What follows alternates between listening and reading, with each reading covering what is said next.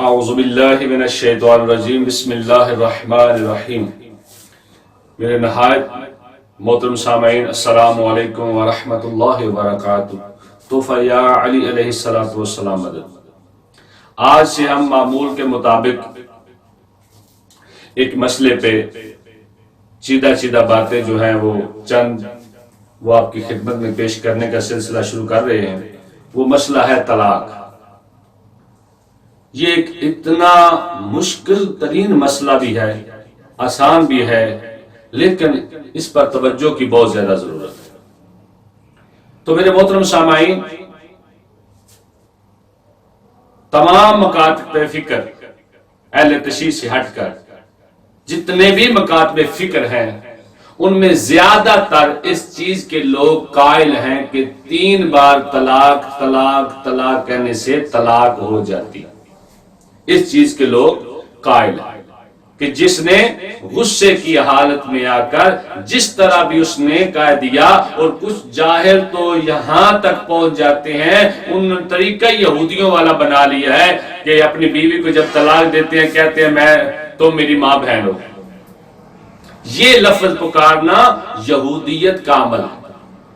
تو لہذا ہم میں بہت زیادہ لوگ ایسے ہیں جو کہتے ہیں کہ 3 بار طلاق کہنے سے طلاق ہو جاتی ہے، اور پھر کیا ہے، وہ عورت جو ہے وہ آگے کسی سے شادی کرے، عدت گزارنے کے بعد وہاں اس سے شادی کر کے حلالہ کرے، اور اس کے بعد وہ واپس اگر طلاق لے کر آئے تو پھر اس کو آگے شادی کرے۔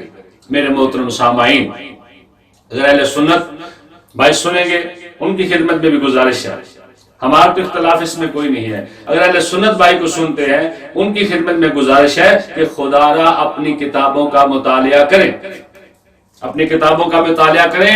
ابو داؤد آپ کی بڑی معتبر کتاب ہے، اس میں یہ لکھا ہے، سنن ابو داؤد میں یہ لکھا ہے کہ نبی پاک صلی اللہ علیہ وآلہ وسلم فرماتے ہیں کہ جو لوگ حلالہ کرتے ہیں اور جو لوگ حلالہ کرواتے ہیں دونوں لعنتی ہیں، دونوں پر لعنت ہے، حلالہ کرنے والے اور حلالہ کروانے والے۔ کیا وجہ کہ نبی پاک نے اتنی بڑی بات کہی؟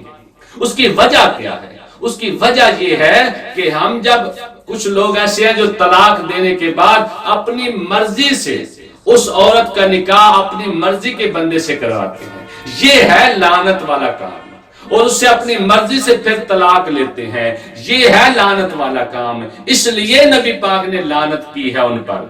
جب نبی پاک نے اس پر لعنت کی ہے تو خدا نے بھی اس پر لعنت کی ہے۔ جب خدا نے اس پر لعنت کی ہے تو اللہ کی ساری مخلوق جو کلمہ پڑھ رہی ہے، جو فرشتے ہیں، ان سب کی اس پر لعنت ہوتی ہے جس آدمی پر نبی لعنت ڈالے۔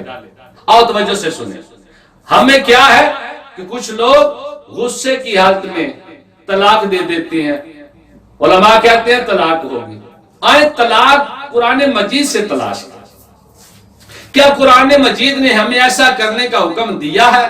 تو ہم کرتے ہیں۔ اگر ہمیں قرآن نے حکم نہیں دیا، کیونکہ نبی پاک فرماتے ہیں کہ میں تم میں 2 گراں قدر ہستیاں چھوڑے جا رہا ہوں، ایک ہے قرآن، ایک ہے اہل بیت۔ اگر قرآن نے کہا غصے میں طلاق دینے سے طلاق ہو جاتی ہے، ادھر اہل بیت نے کہا طلاق غصے میں دیں گے تو طلاق ہو جائے گی، تو میرے محترم سامعین ہم ماننے پر تیار ہیں۔ لیکن جب ہم قرآن مجید کا مطالعہ کرتے ہیں تو سورۃ بقرہ، پہلی سورت، دوسری سورت جو ہے سورۃ بقرہ، اس میں اللہ کریم ارشاد فرماتے ہیں کہ الطلاق مرتان فامساک بمعروف او تسریح باحسان۔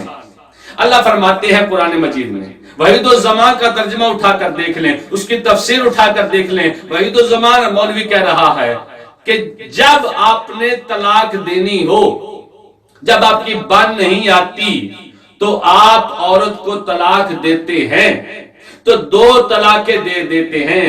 تو محترم آپ ایسا کریں کہ آپ اسے اچھے طریقے سے طلاق دیں، اسے یا بسنے دیں یا اسے اچھے طریقے سے طلاق دے کر چھوڑ دیں۔ تو حکم کیا ہو رہا ہے؟ حکم یہ ہو رہا ہے کہ جب آپ نے عورت کو طلاق دینی ہے، آپ کی بن نہیں آتی، تو آسان طریقے سے، اچھے طریقے سے اس کو طلاق دے دیں۔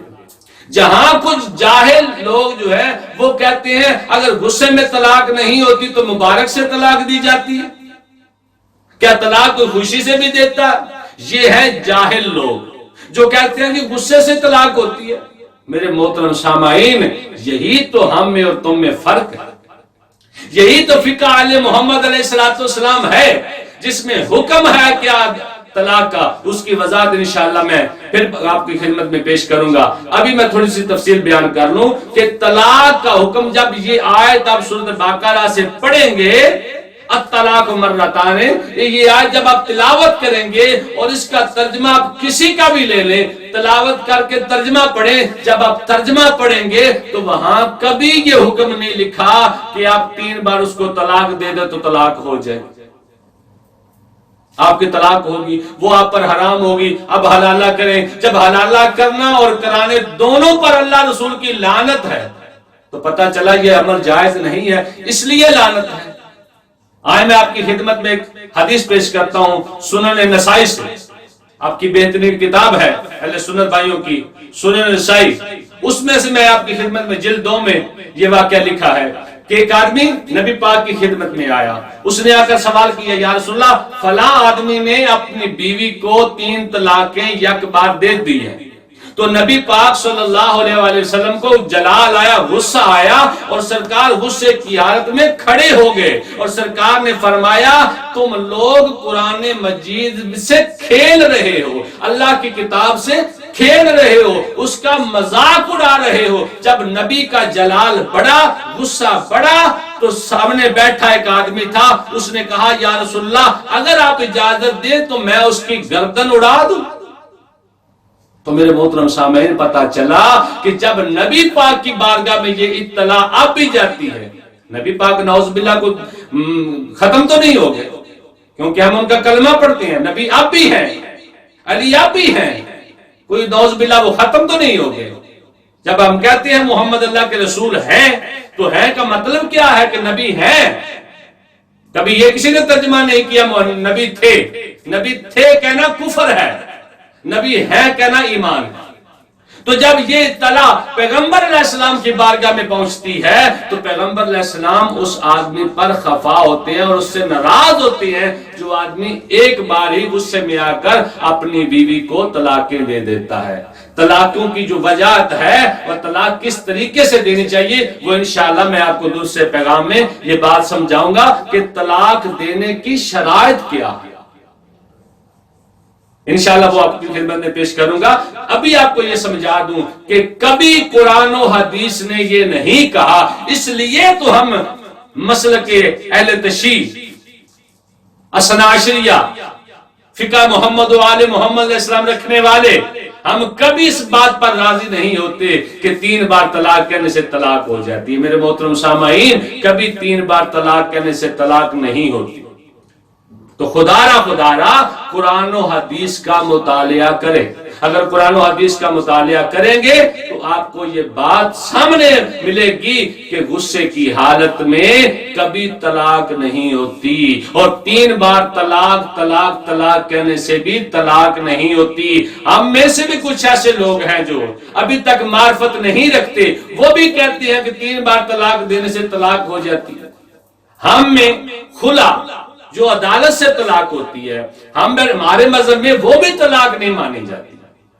جو جج آج کا جو جج ہے وہ جب طلاق دیتا ہے تو وہ بھی ہمارے مذہب میں نہیں مانی جاتی۔ تو خدا اس بات پر آپ غور کریں، اور انشاءاللہ میں روزانہ کی بنیاد پر آپ کی خدمت میں 1-2 پیغام پہنچاتا رہوں گا تاکہ آپ اس سے سن کر اس پر عمل کر کے آپ بہت بڑے گناہ سے بچ جائیں۔ کیونکہ جب آپ غصے کی حالت میں طلاق دیں گے محترم تو کبھی یہ سوچا ہے کہ آپ کی اگر اولاد ہے تو اس کا کیا بنے گا؟ کیوں قرآن مجید نے مہینے کا وقفہ دیا ہمیں کہ 1 ماہ کے بعد آپ طلاق دیں؟ اس لیے حکم دیا ہے کہ اس 2 مہینے میں اچھے طریقے سے دونوں گھر سوچ لیں گے، دونوں میں اگر کوئی غلطیاں ہوں گی تو وہ دور ہو جائیں گی، جو ان کے ذہنوں میں شکن پڑے ہیں وہ دور ہو جائیں گے۔ اس لیے قرآن نے مہلت دی ہے کہ آپ وقفے سے طلاق دیں تاکہ آپ کی اولاد جو ہے وہ کل برے حالات سے بچ جائے۔ تو میرے محترم سامعین، خدا را اس کو سنے اور اس پر عمل کرنے کی کوشش کریں۔ وما علینا الا البلاغ المبین۔